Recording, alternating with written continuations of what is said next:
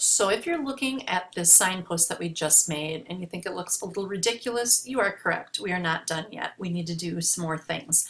We are going to learn about shearing. So shearing an object is going to slant or skew the sides of the object along an axis that you specify. It's going to keep the opposite sides parallel, and that's going to make the object asymmetrical. And we're going to do this to the sign, and it's going to make much more sense. So with this north-south group still selected, or go ahead and select it if you deselected it, we're going to go back to our rotate tool, and we're going to find the shear tool. And you can kind of see how it has a rectangle, and it looks like it gets pushed over. This bottom part stays locked down, so the rest of it shears, and it has an angle. That's kind of what we're going to be doing. You can see in the little icon here. So grab the shear tool. We're going to move the pointer off the right side, so off over in here, and we're going to press the Shift key to constrain the artwork to its original width, and we're going to drag up. So Shift and drag up, and we're going to release the mouse when we get to a shear angle of -20. So Shift and start dragging, and when I see S is -20-ish, I'm going to let go of my mouse and then my keyboard shortcut.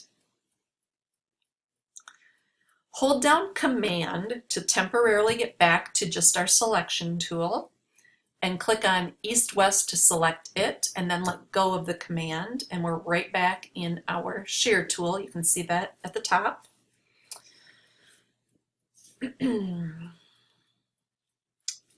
All right, now that we have that done, I lost my place in the book, which is so perfect. Okay, we have East and West selected. We're going to hold down our Shift key again, and we're going to drag down from the right side until we get to a shear of -160. So shear of a -1, oops, wow, this can't be right. Oh, there we go, I went too far.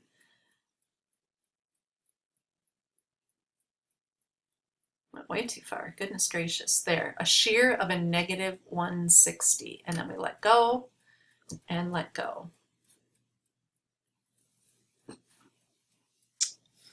All right, switch to our selection group, and we're going to drag the north-south group so they are aligned with the pole as we would expect them to be. So our north-south group, the center point is the point that would be aligned on the pole. So south is this way, north is this way. Select your east, west, and we're going to do the same. We're going to drag it so that it goes like that.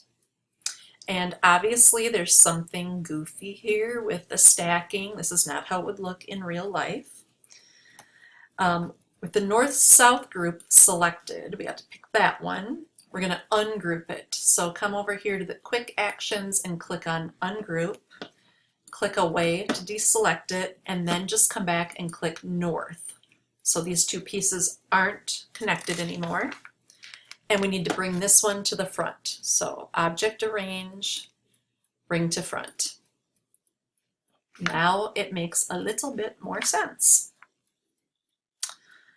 All right, we need to drag over each of the numbers with the percentages, these 39 and 20 and 13 and 20, so they're in the right spot. So 39 goes over here with south, and 20% goes down here as the marker for that. I might choose to move my flower over.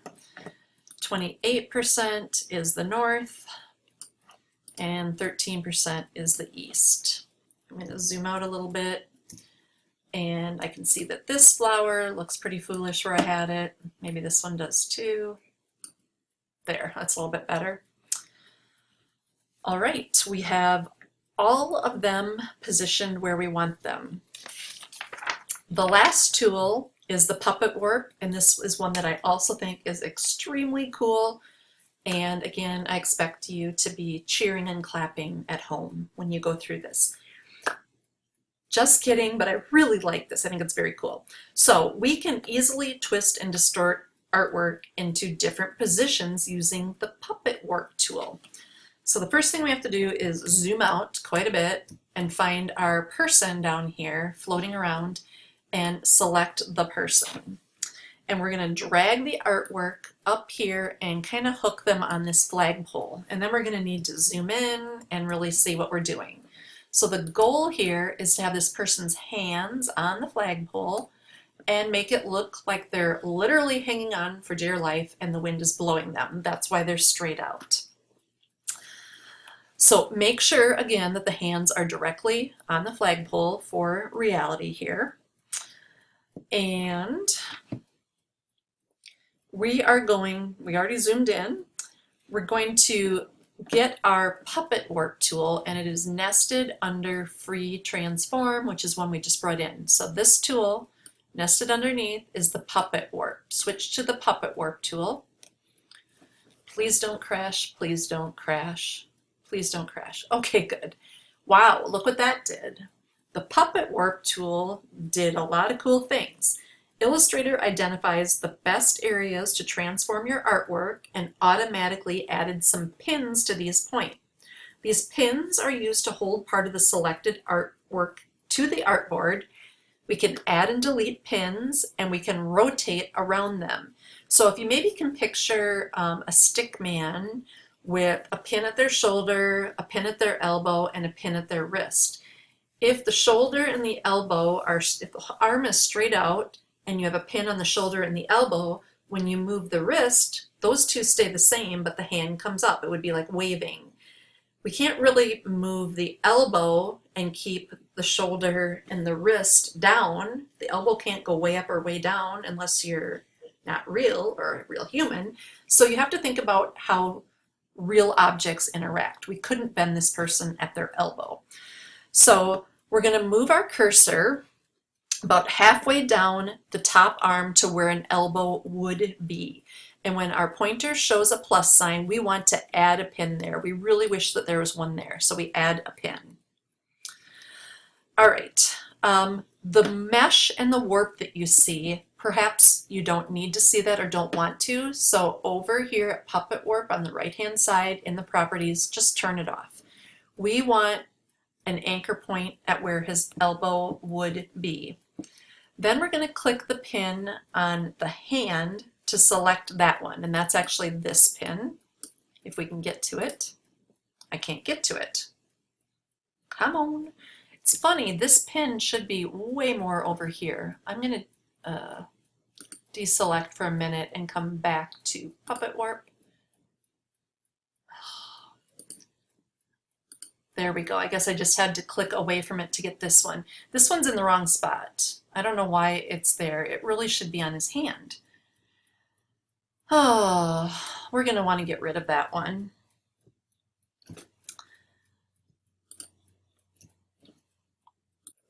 Okay, so if you're looking at the book and maybe yours worked, this pin that Illustrator generated really should have been on this hand. So I'm going to get rid of it. I have it selected right now, and I'm just going to, come on, I am going to hit delete on the keyboard. There we go. Now I'm going to add one where it should have been. There we go. All right, so click on the pin on the hand. Hopefully yours was already there, and we're going to move the hand up. And notice that that elbow pin that we already had is staying put. That locked it down, so we were able to bend around that point. All right, then we have a dotted circle around it, and you notice that when we get to the dotted circle, we see this twisty arrow showing up. And when we see this, we're going to drag counterclockwise a little bit to rotate the pin. So I'm kind of putting his hand a little bit more back around the pole. I dragged it up and it looked a little odd, so I twisted on this circle a little bit left and it looks a little bit more accurate. When you're working with pins, if you want to select more than one, you would just hold the Shift key and click on them if that's something that you need to do. All right, click on the pin that was added to the leg by default. That's not a good one. We don't want it, so we're going to hit delete after we've selected it. And we're going to add one right between the feet And that's one that we want to use instead. We're going to drag this one up. So again, this poor person is blowing away. They're anchored here by a previous pin, so they're not, their belly can't come up equally. They're kind of being bent. And then we're going to move it a little bit clockwise to kind of give it a little bit more of a bend. You can see how it put that sway in here. So click away to deselect. And now we took what was normal artwork, and using the puppet warp, we were able to move anchor points using these pins and create some pretty cool artwork that looks quite neat. So here is our graphic. Look at all the cool things we did. We added a wave here, we puppet warped, we bloated, distorted here, we did some perspective distorts, and we made a pretty cool infographic. So this is the end of chapter 5, and I hope you enjoyed learning these tools.